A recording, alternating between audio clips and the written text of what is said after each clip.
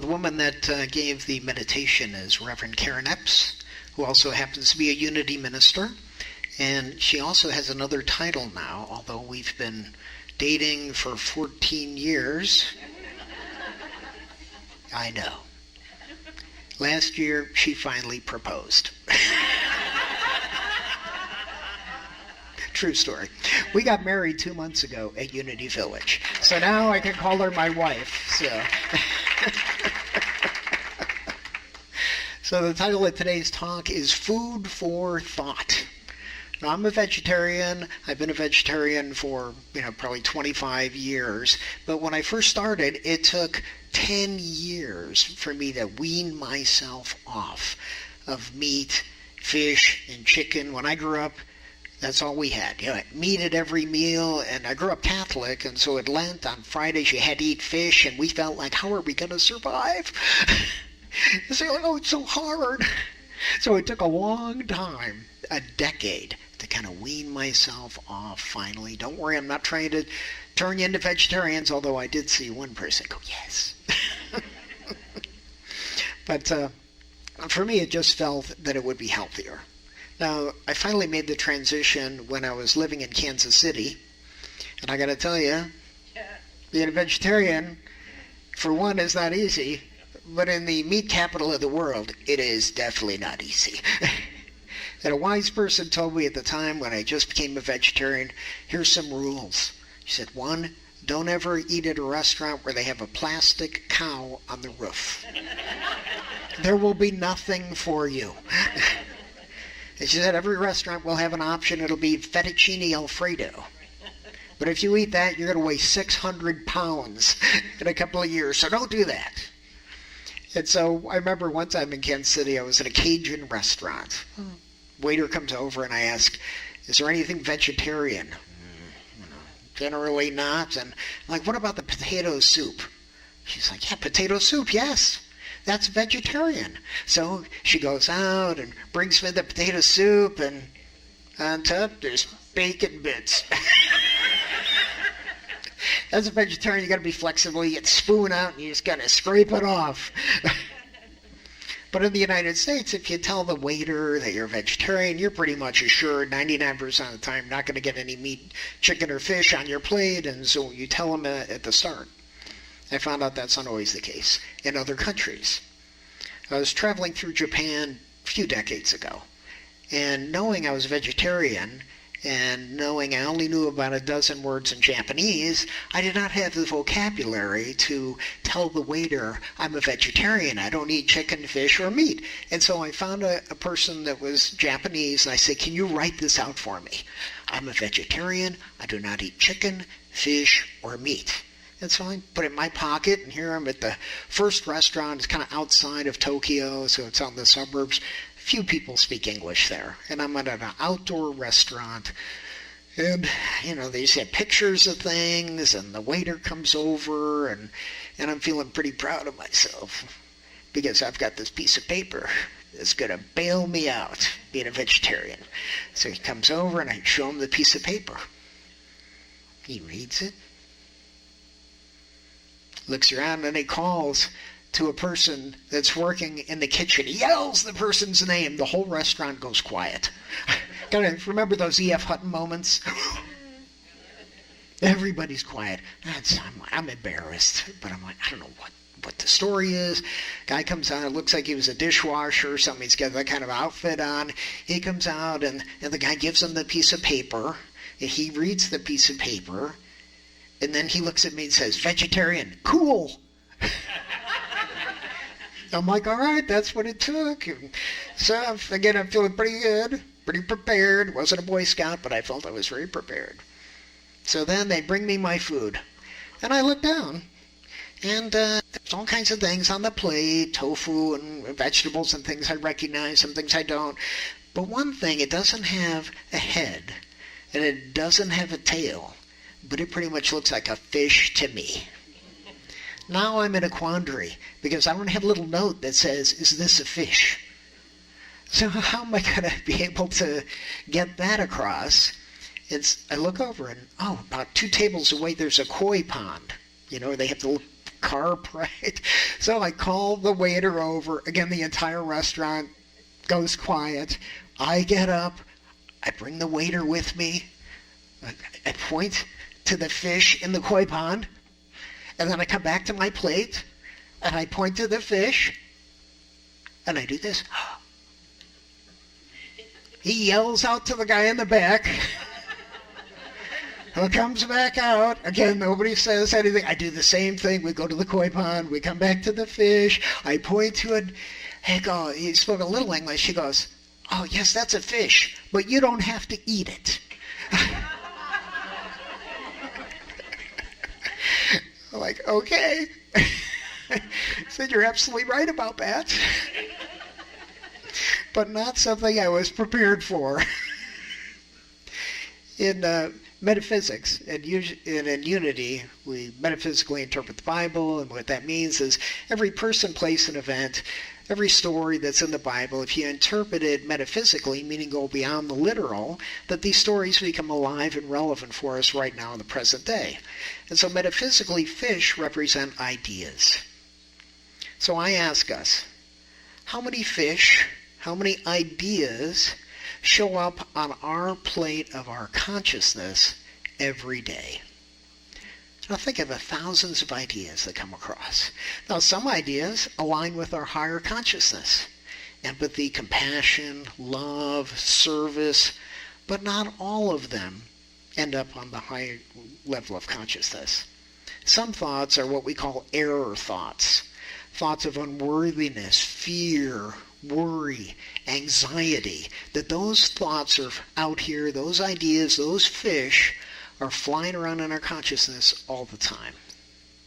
Like being at a mental buffet, food, fish, ideas, all food and ideas, some are good for us and some are not good for us.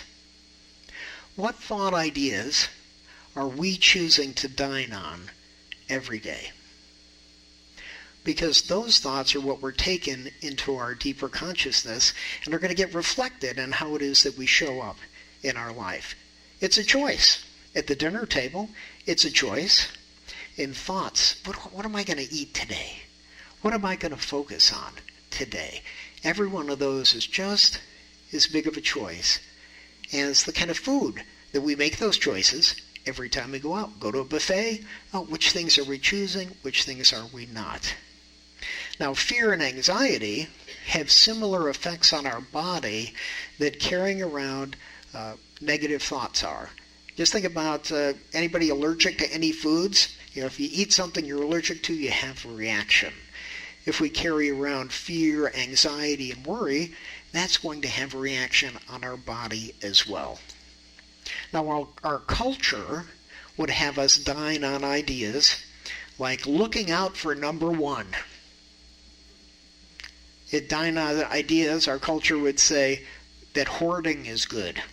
You know, if you give something away, you're going to have less.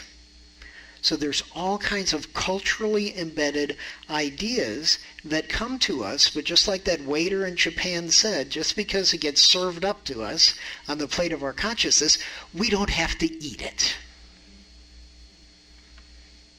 Now, we've all heard at times that we have to eat our words when we're wrong.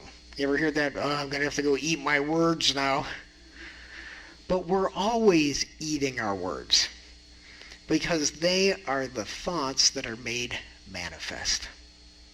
When we speak the word, we're actually dining on that thought, and then it becomes manifest in our consciousness.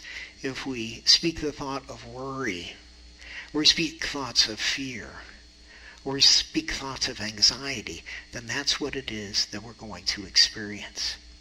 We have to be very careful to make that decision to dine on a healthy diet of right thinking. Now, Jesus said in the book of Matthew, chapter 13, verse 47 and 48, if you got your Bibles, you can get them out right now. I'm just kidding. The kingdom of heaven is like a net that was thrown into the sea and caught a fish of every kind. When it was full, they drew it ashore, sat down, put the good into the baskets, and threw out the bad. If fish represent ideas, the net, just like our every day, our consciousness is this big net. And we bring in all these ideas that have been presented to us. But it's up to us to say, which ones am I going to dine on? Which ones am I going to carry around with me? You need to separate the good and put it into the basket. And in this story, the basket represents our consciousness. So which ideas are we going to take from today? And which ones are we going to put in our consciousness that we're going to continue to think about? And which ones are we going to throw away? Charles Fillmore, co-founder here at Unity, he wrote a book called The Revealing Word. And in that book, he describes all kinds of things metaphysically. And he's got a description for the word net, like a fishing net. He said, the net is man's mind that catches thought. It works long and hard in the darkness of the depths of human understanding, but catches little. But once the Christ mind is perceived and obeyed, success acquiring divine ideas are assured. Maybe it's because I'm a fisherman, but I love all the fishing stories that show up in the Bible. There's another story you're probably familiar with. There's a bunch of fishermen. They've heard Jesus speak, but they're not his disciples yet. And they come in, they didn't catch anything. And so they bring the boats in, they're putting the nets away. And Jesus said, why don't you go out one more time? And they're like, it's getting late, we've been fishing, we've got to repair our nets, but Master, if you say so, we'll go. Now Jesus, of course, represents the Christ consciousness. And so even though it didn't seem to make any sense to them, they've already done what they usually do, they're going to go back out. But he said, this time I want you to throw the nets out on the other side of the boat. Well, I go, okay, well, that's what we'll do. So they throw the nets out, and they catch so many fish that the boat almost sinks. They had to have another boat come over of other fishermen and to fill it up. Now, the boats represent consciousness. And when we listen to the Christ consciousness, our higher self, our intuition, that God's speaking to us, sometimes it's in dreams, sometimes it's in visions, sometimes it's an idea that just comes right out of the air and we grab onto it, then our consciousness expands. One boat wasn't big enough to hold all the ideas based on following the Christ. And so they had to get the two boats, and then they brought them all back to shore. And again, then they had to sort them. And that was when Jesus said, follow me, become fishers of men. Following our Christ self, our higher self, our consciousness is sifting and sorting the ideas that we hold on to throughout our days. And it's as simple as that. Every day we get pummeled with thousands of ideas. Yeah, everybody watch the news? You're going to detox after that. That it's okay to, are we going to be focused on that? Or are we going to spend some time, read something spiritual? I talk about Rev Fillmore's the little book there. There's all kinds of books in Unity, all kinds of spiritual things. We can listen to spiritual music, whatever it is that really feeds our soul, to make sure that we're filling up on divine ideas. And that we're taking time through meditation to get quiet and listen for guidance. Now, it doesn't always have to be about, am I going to take this job or that job, have an operation, move, whatever. It can be on something small. Now, just yesterday, I had this experience. All of our smoke detectors went off. Oh, yeah.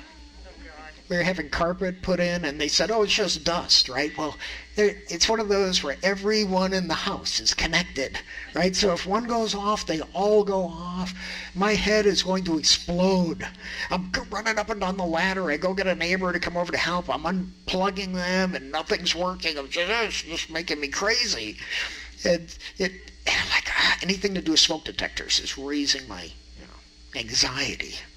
So yesterday I went out, I recognized one of them was broken. I went to the Ace Hardware, I brought home a smoke detector, and I had the old one, and I put them both in the same bag. Now, one was obviously new, the other one not so much. But when I came home, I got distracted. I did 2 or 3 things, and then I couldn't find the broken one. I thought I'd lost my mind. I looked into the garbage cans. I looked into every room. I'm sure I told Karen, you stole it, didn't you? You must have hid it on me. I don't know where. I went throughout the entire house. I'd only been home like 5 minutes. I could not find this. I'm like, where in the world did it go? So I felt my anxiety going up. So then I sat down. I said, okay, the human part of me is not figuring this out. I don't remember what I did with it. And the house, it's a big house, but I didn't go in every room. But I just got back. I'm like, okay, the human Bill cannot figure this out. So I got quiet. And when I got quiet, the intuition came to me. What were you planning on doing with it? I said, throwing it away. I said, go look in the garbage. And I was saying, I already looked in the garbage. Karen looked in the garbage. It wasn't there. But I got the words. Go look in the garbage. I go, and it wasn't on the top, but it's heavy, so it slid to the bottom of the bag. So I finally found it. Ta-da! But it was only when I got quiet. It's only when I let Spirit speak to me. And then, of course, I argued. Well, that can't be the answer. I've already been there. I tried that twice. Damned it. No, just go back and look again. And so then finally I go and I get it. So following the Christ, following our higher consciousness isn't always about the biggest things in the world that we do. But it's a day-to-day decision. When anxiety comes up, that's an opportunity for us. Let me get quiet. Let me go within and let the answer be revealed to me.